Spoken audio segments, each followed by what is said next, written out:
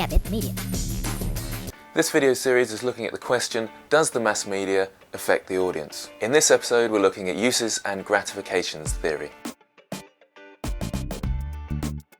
Uses and gratifications theory looks at the audience as an active audience. In other words, it's not really looking at the question of how the mass media affects us, more how the audience reacts to the mass media.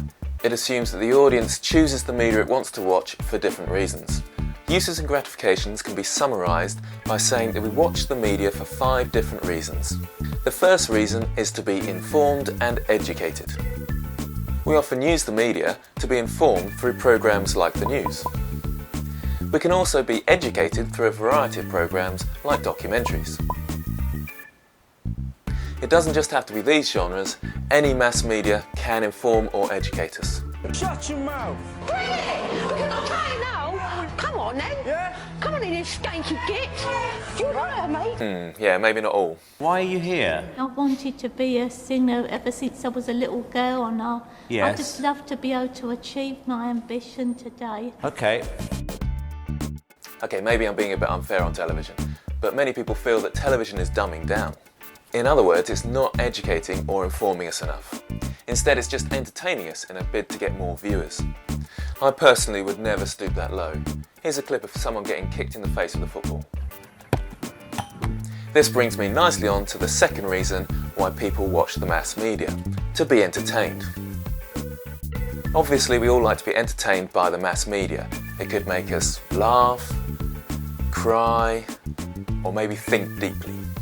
The third reason is identity. We might identify with certain characters. The term role models has been around for ages, and we might look up to characters or people on television. It's generally accepted by psychologists that we learn from the people around us. It could be your friends, neighbours, family, teachers, and so on. So if we watch a lot of television, do we learn and mimic behaviours we see there? This can take many forms. You don't necessarily copy a character completely, but you might see character traits that you like or identify with and copy those. I always wanted to be just like Bruce Lee when I was younger. Okay, I still want to be like Bruce Lee. I actually want to be like Jean-Claude Van Damme as well, but I've grown out of that. It can also reinforce personality traits, so if you look up to someone that you see on TV, they act in a certain way, you might mimic that and feel justified in doing so.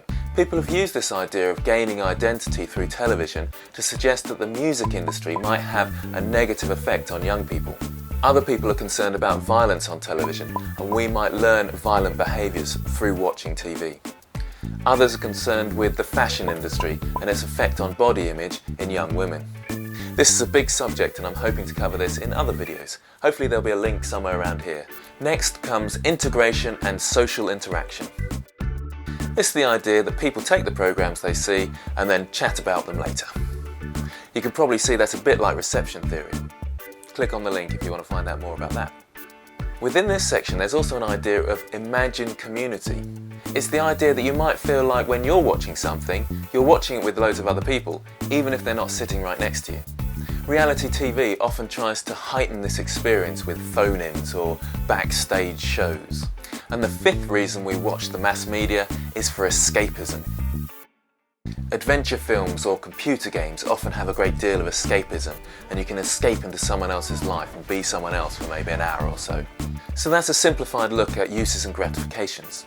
The main point being that the audience is active and they choose the mass media that they watch for different reasons. As with all these theories, it has been criticised and developed. People have raised the idea that it suggests that we get all our needs from television in some way, but actually we get our needs from our family and friends, and we learn our behaviours from them as well.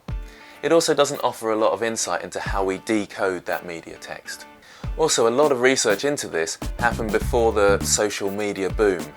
Research into uses and gratifications has been developed to take into account social media such as Facebook or even mobile phones. Some people have said it goes a bit further and that we might have media dependency. That's something we might all suffer from. Try giving up media for one day. One thing that's worth considering here is how these theories all link together.